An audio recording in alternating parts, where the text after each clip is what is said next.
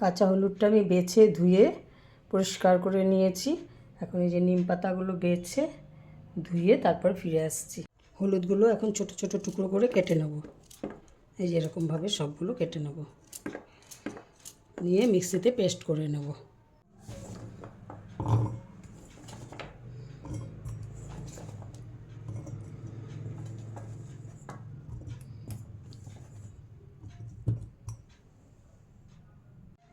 সামান্য একটু জল দিয়ে আমি এটাকে পেস্ট করে নেব এখন।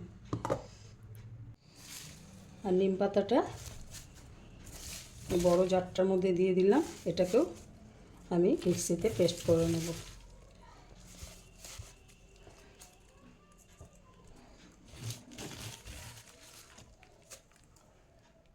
এই দেখো নিম পাতা হলুদ আমি দুটোই পেস্ট করে নিয়েছি। তো দেখো এখন আমি কড়াইয়ের মধ্যে এক্সট্রা যে জলটা আছে জলটা একটু শুকিয়ে নেব, তাই আমি নিম পাতা আর কাঁচা হলুদটা পেস্টটা দিয়ে দিয়েছি কড়াইয়ের মধ্যে।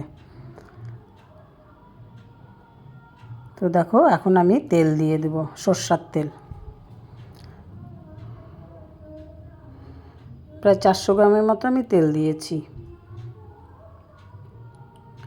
তো এই দেখো আমি তেলটা 3-4 ঘন্টা আমি ঢেকে রেখে দিয়েছিলাম যাতে তেলের সেন্টটা না বের হয়।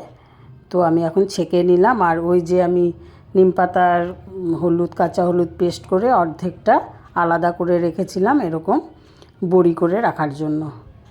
তো আমি যে এখন বড়িগুলো করে নিচ্ছি।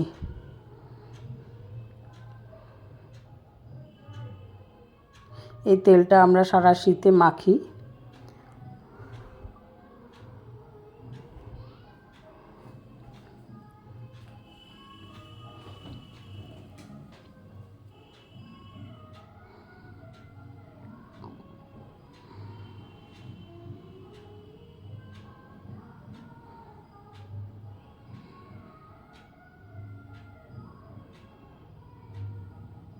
এই দেখো বড়িগুলো আমার হয়ে গেল।